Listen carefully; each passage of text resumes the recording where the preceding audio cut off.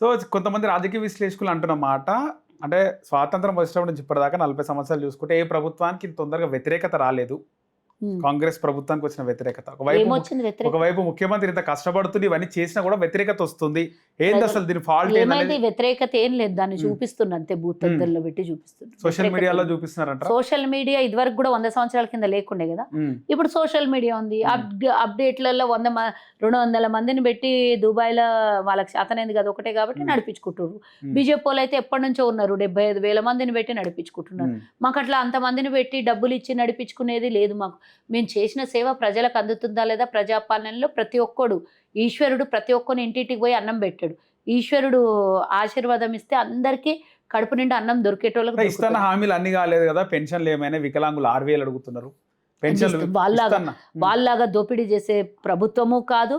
ఉన్నది ఒక్కొక్కటి అంటే సర్దురుతున్నాము. డిసెంబర్ 9కే ఇస్తున్నాడు అని చెప్పు. చెప్పిండు ఏమిస్తా రేవంత్ రెడ్డి. అన్నాడు? డిసెంబర్ 6 9కి గ్యారెంటీల 6 గురించి గ్యారెంటీలకు ప్రతి సంబంధించి ఒక్కటి అట్లా అంటే చాలా హ్మ్. హామీలు ఉంటాయి. అన్ని హ్మ్. 1వ తారీఖున నెరవేర్చడానికి చెప్పిండు కదా రేవంత్ రెడ్డి కుబేర అంటున్నారు. కుబేరుంది అక్షయ పాత్ర హ్మ్. ఎవడేం పట్టుకొని రారు. హ్మ్. ధనిక రాష్ట్రాన్ని పేద రాష్ట్రంగా చేసిన దుర్మార్గులను అడుగు ఫస్ట్ పోయి. అంటే ఎందుకట్లా వాళ్ళని అడుగు. ఆ చెప్పినాడు? మమ్మల్ని దుమ్మిడిగాళ్ళని, ఆ మోసం చేసిండా? దొంగల్ని రేవంత్ రెడ్డి మోసం చేసిండా? ఎవరన్నారు? ఎందుక ప్రజలు ఏం అంటలేరు. ప్రజలు అర్థం చేసుకుంటుర్రు. హ్మ్. ఉన్న పరిస్థితుల్లో ప్రభుత్వాన్ని గుంజుకొని వచ్చి నడిపిస్తున్నారు చూడండి. అది మొగోడి మంచితనము. అది చేస్తున్నటువంటి రేవంత్ రెడ్డి హ్మ్. ఈరోజు ఒక నిలబడి పారిపోలే వాళ్ళలాగా నిలబడి ఇంత కష్టాల్లో ఉన్న ప్రభుత్వాన్ని నెట్టుకొని వచ్చి నడిపిస్తూ ఆర్థికంగా ఇబ్బందులున్నా ఆర్థిక శాఖలో ఒక్క రూపాయి లేకున్నా 1వ తారీఖు రోజు జీతాలు పడుతున్నాయి చూడు, అది గొప్పతనం. నువ్వు అన్నీ ఉండి బిచ్చపోలం చేసి దివాళా తీపిచ్చినావు. నువ్వేం నేను కూడా గొప్పతనం? మంచి పథకాలు ఇచ్చినా కదా. మేము కూడా ఇచ్చినాం మంచి ఏమిచ్చిండు? పథకాలు. ఏమిచ్చిండు? ఇప్పుడు కళ్యాణ లక్ష్మి ఇచ్చినప్పుడు పెళ్లి అయితే ఉమ్. పైసలు లేవు, దిక్కు లేదు. అప్పుడు 1,00,000 రూపాయలు ఇచ్చినాం, ఇప్పుడు 1,20,000 ఇచ్చినాం. ఇస్తలేమా మేము? అంటే నన్ను చూపియాలన్నా ప్రతి ఇలాంటి కాన్స్టిట్యున్సీ? ఇలాంటి పథకాలు చెప్పినాడు. తులం బంగారం ఇస్తాడు, స్కూటీలు అన్నాడు. ఇవన్నీ అన్నీ ఏమైనాయి? ఇస్తాం. ఇచ్చేటప్పుడు ఒక్కొక్కటి నెరవేరుస్తాం. ఆ దుర్మార్గుడు 4.5 లక్షల కోట్లు అప్పు చేసిండు అనుకుంటే వచ్చే వరకు తవ్వుతా ఉంటే పాముల పొట్టల నుంచి పాములు బయటపడ్డట్లా, చీమల పుట్టల నుంచి చీమలు బయటపడ్డట్టు 9 లక్షల కోట్లు అప్పు తగలబెట్టిండు. దానికి 11%, 12% వడ్డీలకు తెచ్చి నెత్తి మీద వేసిండు. ఆ వడ్డీలను తీరుస్తూ, అసలును తీరుస్తూ 6,500 కోట్లు నెల అప్పులకు రుణాలు కడుతున్నాం. 6,000 కోట్లు ఉండింటే ఈరోజు ఇచ్చిన పథకాలకు ఆటోమేటిక్గా అన్ని ప్రజలకు అందిస్తుంటాం కదా. దొంగలు అడుగుండి పోయి మీరు చేసిన పాపానికి 6,000 కోట్ల రూపాయలు కాంగ్రెస్ ప్రభుత్వం ఈరోజు కడుతుంది. అదే మీరు దిక్కుమాలిన పని చేయకపోయినంటే 6,000 కోట్లు ప్రజాపాలన కోసం ఈరోజు పథకాలకు ఉపయోగపడుతుండే కదా. అవి మీరు చేసిన దిక్కుమాలిన పనికి వడ్డీలకే పోతున్నాయి కదా. మేము కట్టినటువంటి ప్రతి రూపాయి ట్యాక్స్ని వడ్డీలు కడుతున్నాం కదా. ఈ వడ్డీలు ఎవరికో తినిపించడానికి మా మీద నెత్తి మీద భారం వేస్తున్నారు ఎందుకు? తెలంగాణ 4 కోట్ల మంది మీద 1,50,000 రూపాయలు అప్పెందుకు భారం పడదని ఆ దొంగలను అడుగుండి పోయి దగ్గరికి పోయి. అంటే పైసలు లేవని పథకాలు ఇస్తలేము అంతే అంటారా? ఇస్తలేం కాదు, ఇస్తూనే ఉన్నాం. అంటే ఒక్కొక్కటి నెరవేరు. మిగతావన్నీ ఇవ్వాలంటే ఒక్క నిమిషం, డబ్బులతో కూడుకున్నది. చరిత్రలో ఎవ్వరు కూడా కేసీఆర్ కూడా అంత ధనిక రాష్ట్రంలో కూడా 9,000 కోట్ల రూపాయలని రైతుల ఖాతాలో వేయలేదు. 9 రోజులలో రోజు 1,000 కోట్ల రూపాయల చొప్పున. డబ్బులు లేవని ఎగ్గొట్టే రకం అది అంతమందికి కాదు. 21,000 కోట్ల మరి రుణమాఫీ ఇవ్వలేదా? చేసినారు. చేయలేదా? ఎందుకు? చేసిరా? చరిత్రలో 1,00,000 కోట్ల రూపాయలు ఒక్క సంవత్సరంలో రైతుల కోసం ఖర్చు పెట్టింది ఈ చరిత్రలో. ఈ ఇదే విషయం గ్రౌండ్ లెవెల్ లో ప్రపంచంలో అడిగితే చాలా మంది మాకు రాలేదు, టెక్నికల్ ప్రాబ్లమ్స్ ఉన్నాయి. ఆ టెక్నికల్ ప్రాబ్లంకి మేమేం చేయాలి? దాన్ని అంటే అందరు హ్యాపీగా లేరు. ఏమంటారు దీనిపైన? అంటే నేనేమంటున్నా, అందరూ హ్యాపీగా లేకపోవటం వేరే. నాకు టెక్నికల్గా ప్రాబ్లం ఉంటే ఎదుటనికి వచ్చినాయి నాకు రాలేదని ఈగో కన్నా మొత్తం ఏ 45,000 టెక్నికల్ ప్రాబ్లం వచ్చిందో దాన్ని షార్ట్అవుట్ చేసుకొని వెళ్ళి లోన్ అడగండి, లోన్ క్లియర్ చేయమనండి. తప్పకుండా ఇప్పటికి కూడా ఇంకా మేము చేస్తూనే ఉన్నాం, క్లియర్ చేస్తూనే ఉన్నాం. ఏదన్నా ఇంటికి ఒక్కటే ఇవ్వాలి కదా లోన్. గబా గబా ఎలక్షన్ల ముందు కొంతమంది ఏం చేసిర్రంటే అప్పుడప్పుడే 2 ఎకరాలు వాళ్ళ మీద వీళ్ళ మీద మార్చుకొని లోన్లు తెచ్చుకుని ఉంటారు. అవేమన్నా టెక్నికల్ ఇబ్బందులు వచ్చింటే దాన్ని ఏం చేయలేం కదా. అలాంటివి ఏమన్నా ఉంటే రుణాలను మాఫీ చేసి చూసి ఆచితూచి మాఫీ చేస్తారు. అవన్నీ బ్యాంక్ కోడ్ చేయాల్సినటువంటి క్లారిఫైని ప్రభుత్వం మీద మీరు అక్కడ పోయి కరెక్ట్గా ఆ టెక్నికల్ ప్రాబ్లమ్ని సాల్వ్ చేసుకోకుండా మా మీదనో ప్రభుత్వం మీదనో ఏదో కొంతమంది దుష్ప్రచారం చేపించి అనిపించడం వల్లనో వచ్చేటటువంటి లాభం కాదు. ఇంకా మిగతా వాళ్ళకి కూడా ఎక్కడెక్కడ టెక్నికల్ ఇష్యూస్ క్లియర్ అయితే అవి కూడా క్లియర్ చేస్తాం. మొదట్లో హైడ్రా పైన ప్రజలు పాజిటివ్ గా ఉండే, పాజిటివ్గా అది నెగిటివ్ ఉండే. నాగార్జున కూల్చినప్పుడు చాలా మంది చెప్పండి. నాగార్జున ఒక్కటి విషయమే కాదు, అందరు విండ్లు గులగొడుతుర్రు, పేదోళ్ళ గులగొడుతుర్రు అని నెగిటివ్. సరే అయిందా? ఇప్పుడు ఏమైంది? ఏ కామారెడ్డి పోయినా, ఏ వరంగల్ పోయినా, ఏ మెదక్ పోయినా, ఎక్కడ పోయినా కూడా మా దగ్గరకు హైడ్రా వచ్చింటే బాగుండు అంటుర్రు కదా. కానీ అది రేవంత్ రెడ్డికి కానీ ప్రభుత్వానికి మైనస్ అయింది కదా హైడ్రా. ఎవరన్నారు? అన్ని చాలా మీరు మంది- అనుకుంటే సరిపోతుంది. చాలా మంది ప్రజలు ఏడిచిన వీడియోలు మనం చూసినాం. చాలా అందరికి బాధపడ్డారు. అకామిడేట్ చేసింది కూడా మీరు చూడాలి కదా. ఉమ్.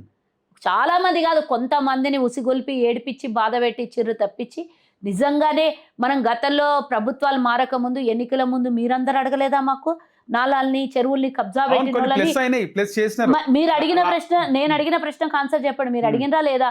కబ్జాలకు గురి అయినటువంటి స్థలాల్ని మీరు ప్రభుత్వానికి మళ్ళీ తిరిగి వాపస్ తెస్తారా? కబ్జాలకు గురైన కూలగొడతారా అని అడిగి మేము కూడా అదే పని చేసినాం కదా.